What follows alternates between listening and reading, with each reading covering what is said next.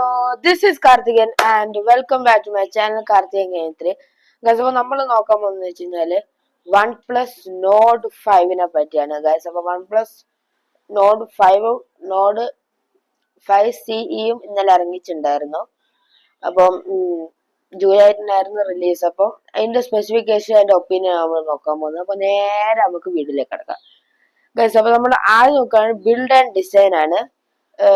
Glass back ആണ്, plastic frame ആണ്, IP68 dust and water resistance ഉണ്ട്.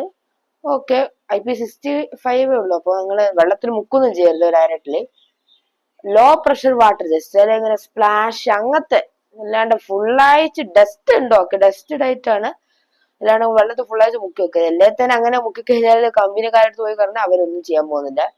അപ്പൊ നിങ്ങള് സർവീസ് സെന്ററിൽ പോയി കൊടുത്ത് അവര് നമ്മൾ പൈസ കൊടുത്ത് തന്നെ നന്നാക്കേണ്ടി വരും. അപ്പൊ അതൊരിക്കലും നിങ്ങൾ ചെയ്യരുത് ഗൈസ്. അപ്പൊ പിന്നെ പറയാന്ന് വെച്ചാല്, അപ്പം ഇതിന്റെ എനിക്ക് പറയാന്ന് വെച്ചാൽ പ്ലാസ്റ്റിക് ഫ്രെയിം മാറ്റി അലൂമിനിയം ഫ്രെയിം ആക്കായിരുന്നു. അതവര് ചെയ്തില്ല, അതെന്താണെന്ന് അറിയില്ല. അടുത്ത നമ്മൾ ഡിസ്പ്ലേയിലേക്ക് നോക്കുകയാണെങ്കിൽ 6.83 ഇഞ്ചസിന്റെ AMOLED 144 Hz ഡിസ്പ്ലേ ആണ്. അത് മാത്രല്ല HDR10+ ഉണ്ട്.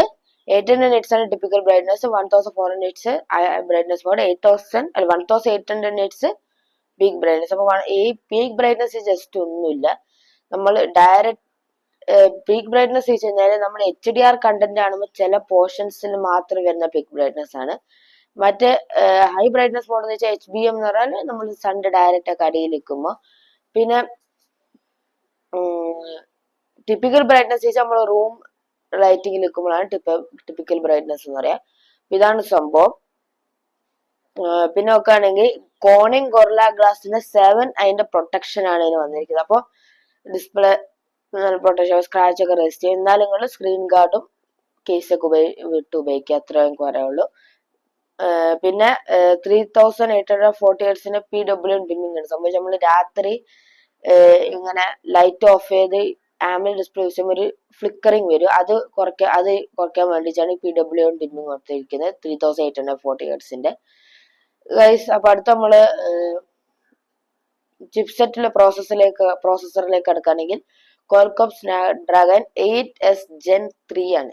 Gen 4 കൊടുക്കായിരുന്നു അവർക്ക്, എന്താ അറിയില്ല. 8s Gen 3 ആണ് കൊടുത്തിരിക്കുന്നത്. എന്നാലും കുഴപ്പമില്ല, നല്ല പെർഫോമൻസ് തന്നെയാണ് ഈ പ്രൈസ് റേഞ്ചിൽ. ഓക്കെ, നല്ല പെർഫോമൻസ് ലഭിക്കും, നല്ല ഗെയിമിങ്ങോ ഡേ ടു ഡേ ടാസ്ക് നല്ല ഇതായിരിക്കും. പക്ഷെ 8s Gen 4 കൊടുക്കായിരുന്നു, അപ്പൊ അതൊരു കൊടുത്തില്ല. അടുത്ത നമ്മള് ക്യാമറയിലേക്ക് എടുക്കുകയാണെങ്കിൽ 50 MP നോർമൽ വൈഡ് ക്യാമറ ആണ് വിത്ത് OS. പിന്നെ 8 MP ultra wide camera. Okay, telephoto camera ഇല്ല. 12 MP അൾട്രാ വൈഡ് ഇല്ല. ഡിസപ്പോയിന്റിങ് തന്നെയാണ്. 4K 30-60 FPS ഒക്കെ റെക്കോർഡ് ചെയ്യാൻ പറ്റും. ബാക്കിയെല്ലാം സാധാരണ പോലെ തന്നെ. പിന്നെ സെൽഫി ക്യാമറയിൽ 50 MP നോർമൽ വൈഡ് ക്യാമറ ആണ്. അതിൻ്റെ അകത്ത് 4K റെക്കോർഡ് ചെയ്യാൻ പറ്റും, അത് നല്ല കാര്യം തന്നെയാണ്. അടുത്ത നമ്മൾ എക്സ്ട്രാ ഫീച്ചേഴ്സിലേക്ക് എടുക്കുകയാണ്. സ്റ്റീരിയോ സ്പീക്കേഴ്സ് ഉണ്ട്, ഹെഡ്ഫോൺ ജാക്ക് ഇല്ല, ഓഫ് കോഴ്സ് പ്രൈസ് റേഞ്ച് ഉണ്ടാവില്ല. NFC ഉണ്ട്, പിന്നെ under display optical finger print scanner ഉണ്ട്. ഇതൊക്കെ നല്ല തന്നെയാണ്. ബാക്കി എല്ലാ എക്സ്ട്രാ ഫീച്ചേഴ്സ് ഒക്കെ അവർ കൊടുത്തിട്ടുണ്ട്. അടുത്ത നമ്മള് ബാറ്ററിയിലേക്ക് എടുക്കുകയാണെങ്കിൽ 6800 mAh ഒരു ബാറ്ററിയും 80 വാട്ടിന്റെ ഒരു വയർഡ് ചാർജിങ് ആണ് ലഭിക്കുന്നത്. പിന്നെ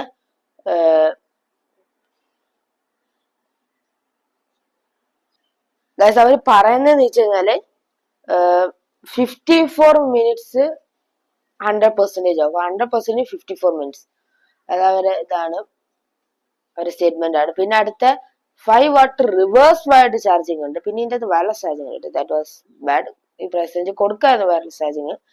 റിവേഴ്സ് വയർഡ് ചാർജിങ് ആണ്, നമ്മളെ ഫോണിൽ നിന്ന് വേറെ ഫോണിലേക്ക് ചാർജ് ചെയ്യും. പിന്നെ ബൈപ്പാസ് ചാർജിങ് ഉണ്ട്. ബൈപ്പാസ് ചാർജിങ് എന്ന് വെച്ച് കഴിഞ്ഞാല് നമ്മൾ ഫോണ് ചാർജറിലേക്ക് കണക്ട് ചെയ്ത് കഴിഞ്ഞാല് ഡയറക്റ്റ് ചാർജ് നമുക്ക് ക്യാമറയിലും പ്രോസസറിലും ഡിസ്പ്ലേയിലൊക്കെ കൊടുക്കാൻ പറ്റും. അല്ലാണ്ട് ബാറ്ററിയിൽ പോയിച്ചല്ല ചാർജ് പ്രോസസറിൽ ഡിസ്പ്ലേയിലൊക്കെ പോകുന്നത്. അപ്പൊ എന്ത് ഗുണം എന്ന് വെച്ച് കഴിഞ്ഞാല് ബാറ്ററിന് ലൈഫ് സ്പാനും കൂടും. അപ്പൊ നമുക്ക് ഗെയിം കളിച്ചോണ്ട് നമുക്ക് ഫോൺ യൂസ് ചെയ്യാം. അപ്പൊ അതിനൊന്നും ഒരു പ്രശ്നമില്ല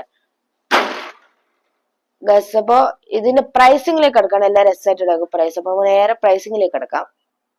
സ്റ്റാർട്ടിംഗ് പ്രൈസ് 29,999 rupees ആണ് for 8GB plus 256GB. 12GB plus 256GB price ആണ് 32,999 rupees. അപ്പൊ പറയുകയാണെങ്കിൽ നല്ല ഫോൺ തന്നെയാണ്. $130K നല്ല ഫോൺ തന്നെയാണ്. അപ്പൊ നിങ്ങൾ വൺ പ്ലസിന്റെ ഫോൺ നോക്കുന്നത് നല്ല വൺ പ്ലസിന്റെ ബ്രാൻഡ് പേര് നോക്കുന്നത് നല്ല ഫോൺ തന്നെയാണ്. എനിക്ക് ഡിസപ്പോയിന്റ്മെന്റ് ആയിട്ട് പറയുകയാണെങ്കിൽ അവര് 12 മെഗാ പിക്സൽ അൾട്രാ വൈഡ് ആക്കായിരുന്നു, പിന്നെ അലൂമിനിയം ഫ്രെയിം ആക്കായിരുന്നു, പിന്നെ 8s Gen 4 ആക്കായിരുന്നു. ഈ 3 തിങ്സും കൂടെ ആക്കിച്ചെങ്കിൽ ഇത് ബെസ്റ്റ് ഫോൺ അയച്ചിട്ടുണ്ടായിരുന്നു. പക്ഷെ കോസ്റ്റ് കട്ടിങ്ങിനായിരിക്കും, കാരണം നല്ല ഡിസ്പ്ലേ ആണ്, നല്ല ക്യാമറ അടിപൊളി തന്നെയാണ്, പിന്നെ ബാറ്ററി സീനാണ് 6800 mAh. അപ്പൊ അതിന് വേണ്ടി ചേർക്കാൻ അവർ കുറച്ച് അപ്പോൾ ഈ 3 ഫീച്ചേഴ്സ് വെച്ചാൽ aluminium frame, 12 mega pixel ultra wide, പിന്നെ 8s Gen 4. 8s Gen 4 പോട്ടെ, 8s Gen 3 ഈ 2 ഫീച്ചേഴ്സ് കൊണ്ടുവന്നിട്ടുണ്ടെങ്കിൽ അവർ കുറച്ചുകൂടെ ബെറ്റർ അയച്ചിട്ടുണ്ടായിരുന്നു. സോ ഇതാണ് എന്റെ ഒപ്പീനിയൻ. ഈ ഫോൺ നല്ല സ്മാർട്ട് ഫോൺ തന്നെയാണ്. അപ്പൊ $130K ഒരു വൺ പ്ലസിന്റെ സ്മാർട്ട് ഫോൺ നോക്കുന്നുണ്ടെങ്കിലും നല്ലൊരു സ്മാർട്ട് ഫോൺ നോക്കുന്നുണ്ടെങ്കിലും എല്ലാ ഓൾറൗണ്ട് പെർഫോമൻസ് വേണ്ടിച്ച് ഈ ഫോൺ നിങ്ങൾക്ക് നോക്കാതാണ്. അപ്പൊ ഞാൻ ഈ ഫോൺ എന്താ റെക്കമെൻഡ് ചെയ്യും. അപ്പൊ ഈ 2 ഫീച്ചേഴ്സിന്റെ കുറച്ചുകൂടെ നന്നായിട്ടുണ്ടാവുമായിരുന്നു. അപ്പൊ ഇത്രയുള്ള ഇന്നത്തെ വീഡിയോ. നല്ല ഫോൺ തന്നെയാണ്. അപ്പൊ bye bye, see you next time, peace, by.